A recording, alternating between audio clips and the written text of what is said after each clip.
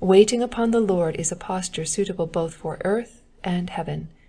It is, indeed, in every place, the right and fitting condition for a servant of the Lord. Nor may we leave the posture so long as we are by grace dwellers in the realm of mercy. It is a great mercy to be enabled to wait for mercy. Have mercy upon us, O Lord, have mercy upon us. He hangs upon the word mercy, and embodies it in a vehement prayer. The very word seems to hold him, and he harps upon it.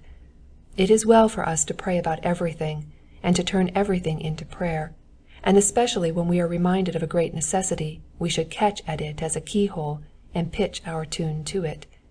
The reduplication of the prayer before us is meant to express the eagerness of the psalmist's spirit and his urgent need.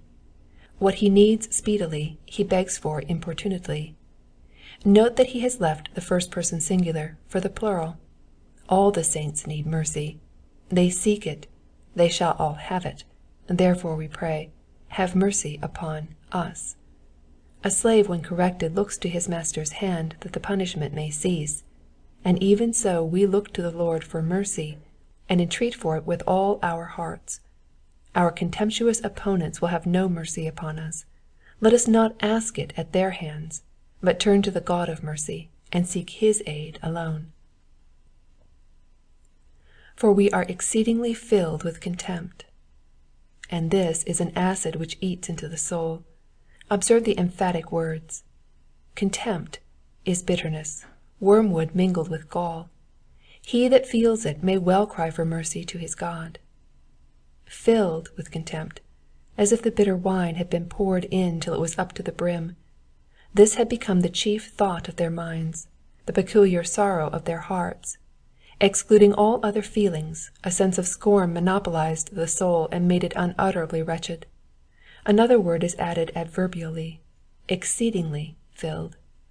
Filled even to running over, as if pressed down and then heaped up. A little contempt they could bear, but now they were satiated with it, and weary of it. Do we wonder at the threefold mention of mercy when this master evil was in the ascendant? Nothing is more wounding, embittering, festering than disdain. When our companions make little of us, we are far too apt to make little of ourselves and of the consolations prepared for us. Oh, to be filled with communion, and then contempt will run off from us, and never be able to fill us with its biting vinegar. Our soul is exceedingly filled with the scorning of those that are at ease.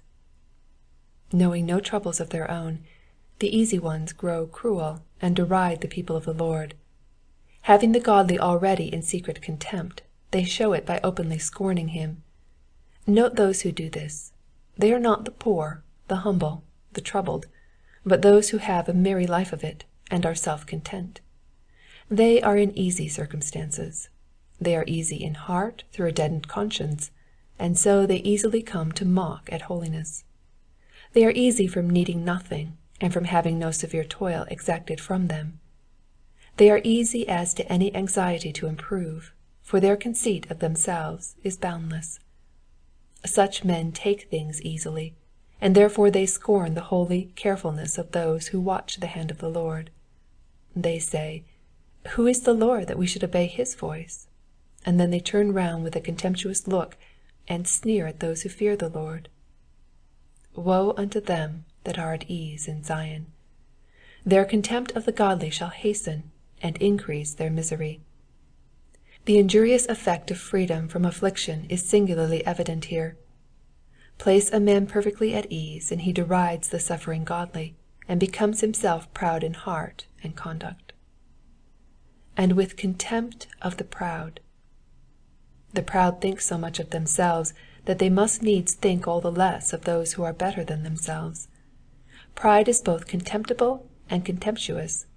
The contempt of the great ones of the earth is often peculiarly acrid. Some of them, like a well-known statesman, are masters of gibes and flouts and sneers, and never do they seem so much at home in their acrimony as when a servant of the Lord is the victim of their venom. It is easy enough to write upon this subject, but to be selected as the target of contempt is quite another matter. Great hearts have been broken, and brave spirits have been withered beneath the accursed power of falsehood and the horrible blight of contempt. For our comfort we may remember that our divine Lord was despised and rejected of men. Yet he ceased not from his perfect service till he was exalted to dwell in the heavens. Let us bear our share of this evil which still rages under the sun, and let us firmly believe that the contempt of the ungodly shall turn our honor in the world to come. Even now it serves as a certificate that we are not of the world. For if we were of the world would love us as its own.